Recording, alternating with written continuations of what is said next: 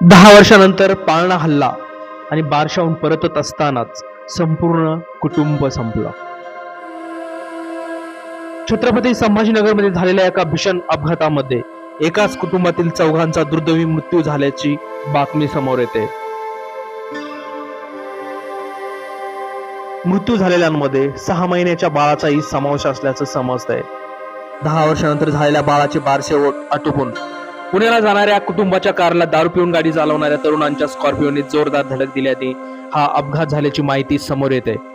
छत्रपती संभाजीनगर शहरापासून जवळ असलेल्या नगर रोडवरील लिंबे जळगाव परिसरात असलेल्या टोलनाक्याजवळ हा भीषण अपघात घडलेला आहे.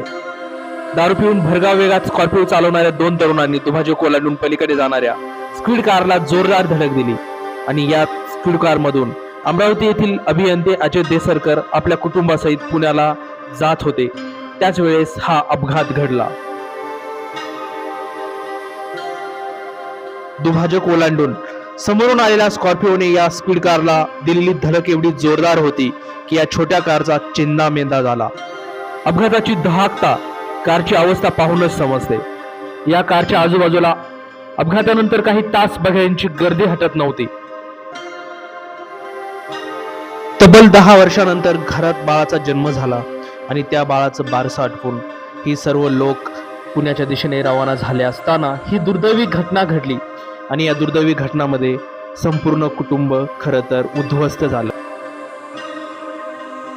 दारू पिऊन गाडी चालवलेल्या कारणामुळे खरं तर या कुटुंबाची पूर्णपणे राख रांगोळी झाली, यात काही शंका नाही. त्या 2 आरोपींना पोलिसांकडून अटक करण्यात आली असली तरी देखील इथून पुढे अशा गोष्टी घडू नयेत यासाठी सरकारने कठोरात कठोर पावले उचलणं फार गरजेचं आहे.